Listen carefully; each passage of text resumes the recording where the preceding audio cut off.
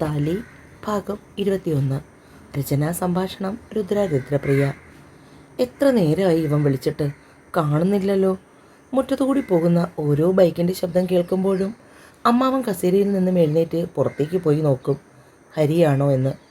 അല്ലെന്ന് കാണുമ്പോൾ പിറുപിറുത്ത് കൊണ്ട് തിരികെ വന്നിരിക്കും. പുറത്തേക്ക് നോക്കി അക്ഷമയോടെ ഇരിക്കുന്ന അമ്മാവൻ്റെ അടുത്തേക്ക് ദേവി വന്നു. മുറ്റം ചെത്തി വൃത്തിയാക്കുന്നതിനിടയിൽ ഉമ്മർത്ത് നടക്കുന്ന ഈ കഥകളി അല്പനേരമായി ദേവി ശ്രദ്ധിക്കുന്നു.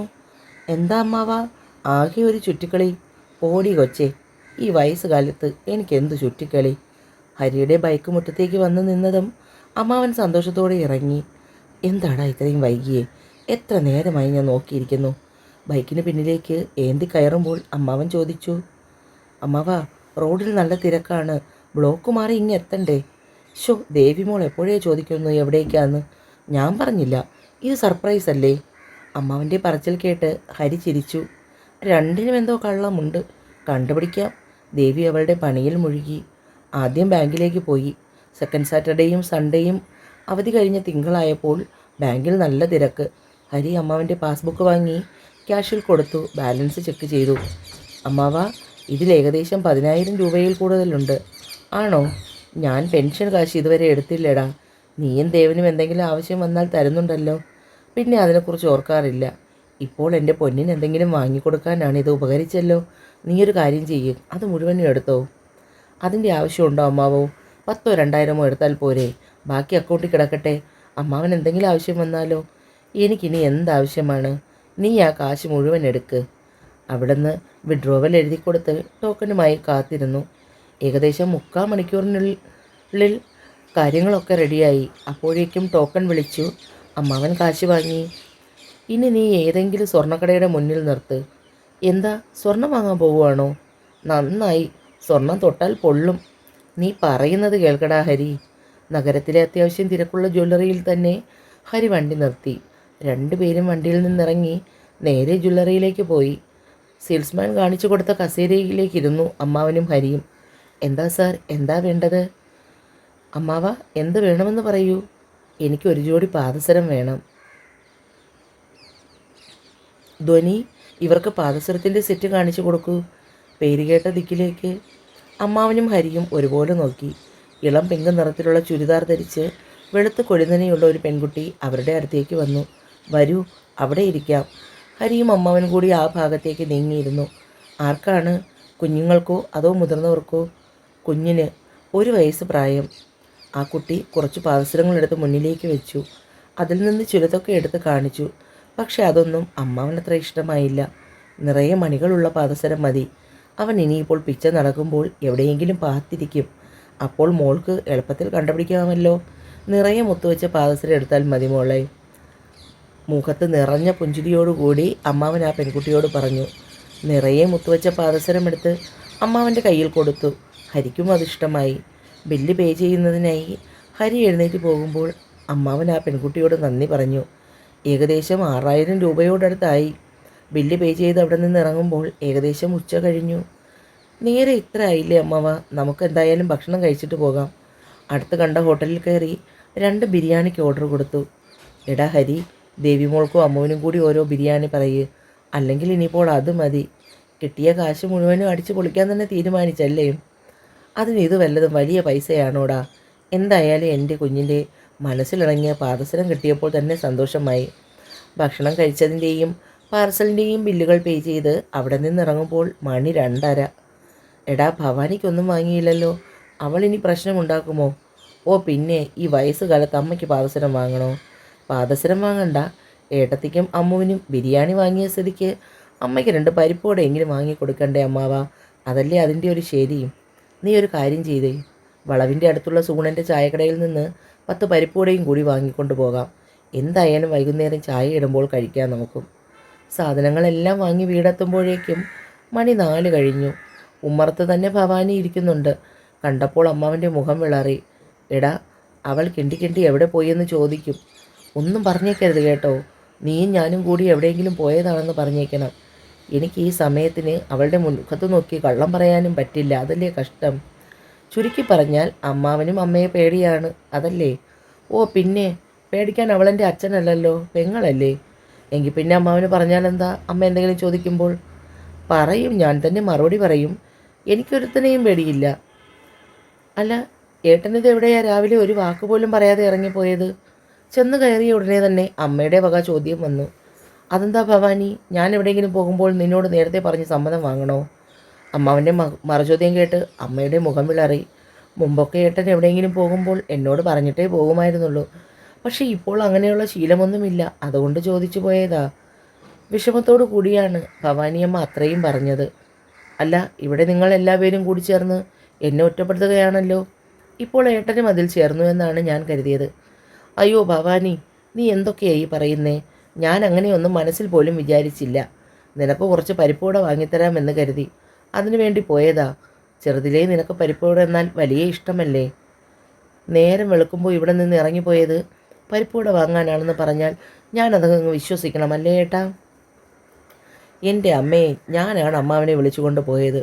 അമ്മാവന് പെൻഷൻ വരുന്നില്ലേ? അതിൽ ആധാറിൻ്റെ ഒരു കോപ്പി കൊടുക്കണമെന്ന് കഴിഞ്ഞ ദിവസം ബാങ്കിൽ നിന്ന് വിളിച്ചു പറഞ്ഞിരുന്നു.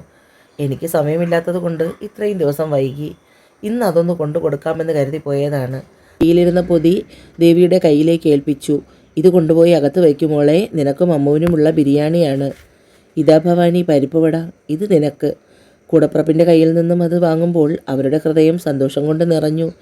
അറിയാതെ ഭവാനിയമ്മയുടെ കണ്ണ് നിറഞ്ഞുപോയി.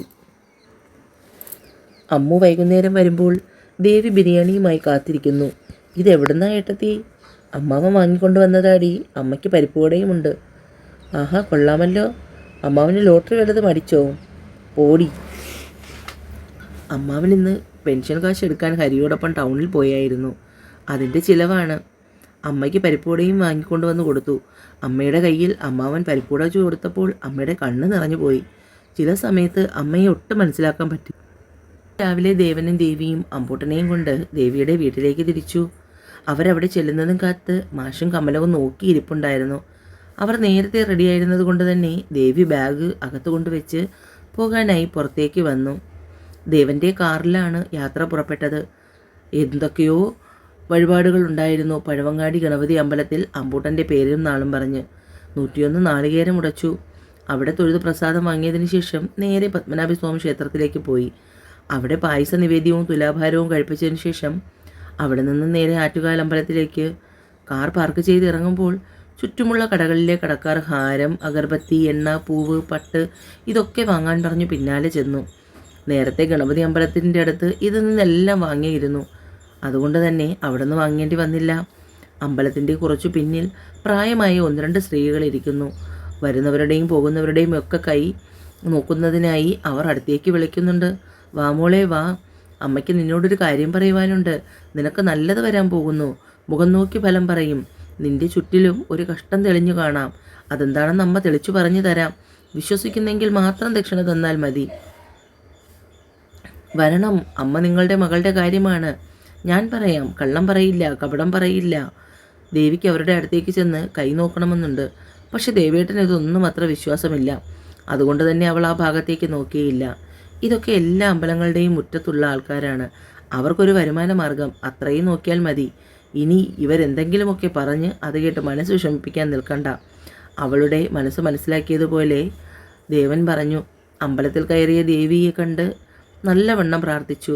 വെടിവഴിപാടും നൂൽജപവും കുഞ്ഞിന് തുലാഭാരവും പഞ്ചസാരയും പഴവും കൊണ്ട് നേർച്ചയൊക്കെ നടത്തി. എല്ലാം കഴിഞ്ഞപ്പോൾ നേരം ഉച്ചയായി. പിന്നെ പുറത്തുനിന്ന് തന്നെ എല്ലാവരും ഭക്ഷണം കഴിച്ചു. തിരികെ വീടെത്തുമ്പോൾ ഏകദേശം വൈകിട്ടായി. വീട്ടിലെത്തി ഡ്രസ്സ് ചേഞ്ച് ചെയ്ത് ഫ്രഷായി ദേവി അടുക്കളയിൽ കയറി. ചായയുണ്ടാക്കി അതെല്ലാവർക്കും വിളിച്ചു കൊടുക്കുകയും ചെയ്തു. രാത്രിയിലത്തേക്ക് കഞ്ഞിയായിരുന്നു. പയറും അച്ചാറും ചുട്ട പപ്പടവും. അപ്പോഴേക്കും അമ്പൂട്ടൻ ഉണർന്നു. അവനുള്ള ആഹാരവും കൊടുത്ത് മേല് കഴുകി. ഏകദേശം 9 മണിയായപ്പോൾ വീട്ടിലേക്ക് പോകാനായി തിരിച്ചു. ഇന്നിനി ഇത്രയും നേരമായില്ലേ ദേവ, ഇന്ന് തന്നെ പോകണോ? വേണോ അച്ഛാ, നാളെ രാവിലെ ഓഫീസിൽ പോകണം ദേവേട്ടന്. ഉച്ചയ്ക്ക് ശേഷം ലീവാണ്. പിറന്നാളിൻ്റെ കാര്യങ്ങളെല്ലാം നോക്കുന്നത് ഹരിയാണെങ്കിലും അവൻ്റെ കൂടെ എല്ലാത്തിനും കാണണം. അല്ലെങ്കിൽ അവനത് സങ്കടമാകും. 2 പേരും വൈകുന്നേരം തന്നെ അങ്ങോട്ട് എത്തിയേക്കണം. രാത്രി യാത്രയില്ല. അതും പറഞ്ഞ് ദേവൻ കാറിൽ കയറി. പിന്നാലെ ദേവിയും. ദേവിയുടെ മനസ്സ് വല്ലാതെ അസ്വസ്ഥമായിരുന്നു. താൻ ഇതുവരെ അക്കാര്യം വിട്ടില്ലടോ. ഇതൊക്കെ ജീവിക്കാൻ വേണ്ടി അവർ പറയുന്ന ഓരോ കാരണങ്ങളല്ലേ. വെറുതെ അത് ആലോചിച്ച് മനസ്സ് വിഷമിപ്പിക്കല്ലേ ദേവി. വീടെത്തുമ്പോൾ ഏകദേശം 11 മണിയായി. എല്ലാവരും കിടന്നു കാണും എന്നാണ് ദൈവം കരുതിയത്. പക്ഷേ അമ്മയും ഹരിയും അമ്മാവനും ഉമ്മറത്തുണ്ട്. ആഹാ, നിങ്ങളാരും കിടന്നില്ലായിരുന്നോ ഇതുവരെ? ഇതെന്താ ഏട്ടാ ഇത്രയും വൈകിയത്? ഞങ്ങൾ വിചാരിച്ചു ഏട്ടനും ഏട്ടത്തിയും ഇന്ന് വരില്ലെന്ന്.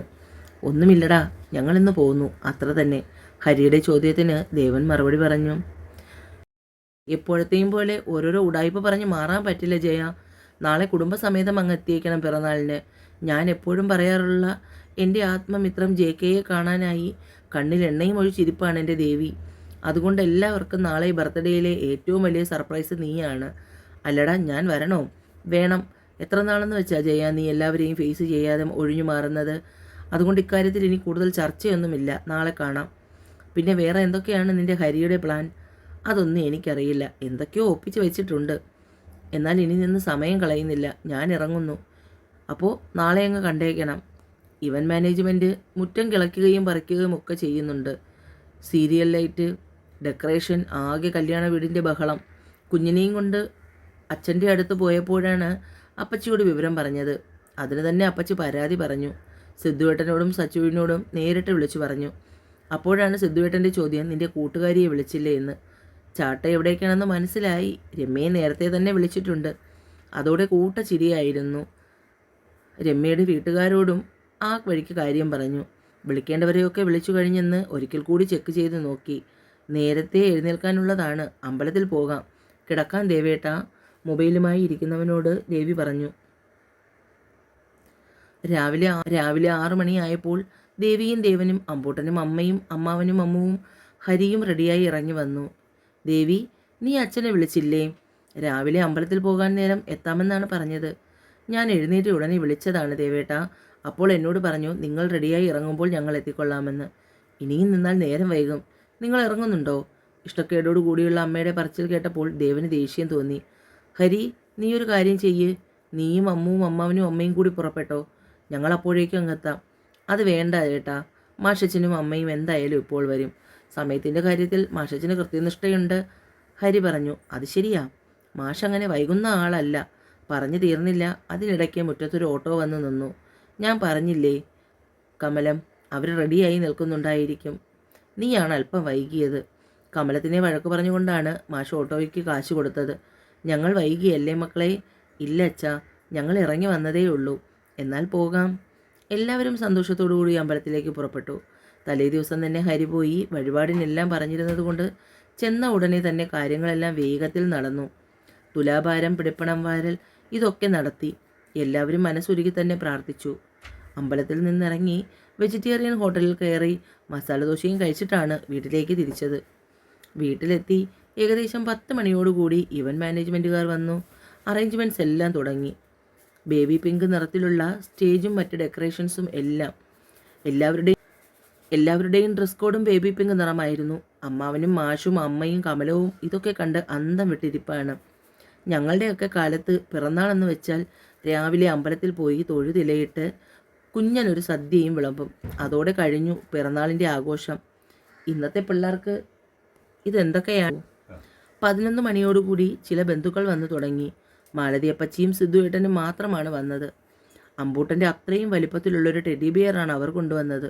കൂടാതെ അപ്പച്ചിയുടെ കണക്കായി അവനൊരു കുഞ്ഞൻ ബ്രേസിലേറ്റും. ഉച്ചയ്ക്കുള്ള സദ്യയും ഇവൻറ്റ് മാനേജ്മെൻറ്റുകാർ തന്നെ റെഡിയാക്കിയിരുന്നു. രമ്യയും അച്ഛനും അമ്മയും കൂടിയാണ് പിറന്നാളിനെത്തിയത്. എല്ലാവരും കൂടി വരുമെന്ന് ദേവിനും കരുതിയതേയില്ല. അവരും അമ്പൂട്ടനും കുഞ്ഞുടുപ്പും സമ്മാനപ്പൊതികളുമായി തന്നെയാണ് വന്നത്. ദത്തനും അമ്മയും വരുമ്പോൾ അമ്മു എല്ലാവരുടെയും പിന്നിലേക്ക് ചെന്ന് നിന്നു. ഇത്രയും നേരം വാല് കാണിച്ച് നടന്നവളാണ് ഇപ്പോൾ കണ്ടില്ലേ വാലുമടക്കി പോകുന്നത്. ഇങ്ങോട്ട് വന്ന് നിൽക്കടി. ഹരി അവളെ മുന്നിലേക്ക് പിടിച്ചു നിർത്തി. ദത്തൻ അമ്പൂട്ടന് കുഞ്ഞൻ വളയാണ് അണിയിച്ചു കൊടുത്തത്. അല്ലെങ്കിൽ ആരെ കണ്ടാലും വായും പൊളിച്ച് ചാടുന്ന ചെറുക്കന് ഇന്ന് ദേവിയുടെ കയ്യിൽ നിന്നും മാറിയതേയില്ല. ഭക്ഷണമൊക്കെ കഴിഞ്ഞ് എല്ലാവരും കാര്യങ്ങൾ പറഞ്ഞിരിക്കാൻ നേരം അമ്പൂട്ടൻ ഉച്ചത്തിൽ കരച്ചിലായി. ദേവി അവനെയും കൊണ്ട് അകത്തേക്ക് പോയി ഡോർ ചാരി ബെഡിൽ കിടന്നു. അമ്പൂട്ടൻ്റെ ഡ്രസ്സ് അഴിച്ചു മാറ്റി മേല് കഴുകി. അപ്പോഴേക്കും ചെറുക്കൻ പാലിനായി കരച്ചിൽ തുടങ്ങി. ദേവി അവന് പാല് കൊടുക്കാൻ തുടങ്ങി. അവൻ ആർത്തിയോടെ പാല് വലിച്ചു കുടിച്ചു. കുഞ്ഞുറങ്ങിയെന്ന് കണ്ടതും ദേവി എഴുന്നേറ്റ് ഡ്രസ്സ് മാറി റൂം ചാരി പുറത്തേക്കിറങ്ങി. പിന്നെ കിട്ടിയ നേരത്തിന് ബന്ധുക്കളോടെല്ലാം കുശലാന്വേഷണങ്ങൾ നടത്തി. ഡി, നീ ഇങ്ങനെ മാറി നിന്ന് എൻ്റെ ഏട്ടൻ്റെ ചോര ഊറ്റുകയാണോ? രമ്യയെ കളിയാക്കിക്കൊണ്ട് ദേവി അവളുടെ അടുത്തേക്ക് വന്നു.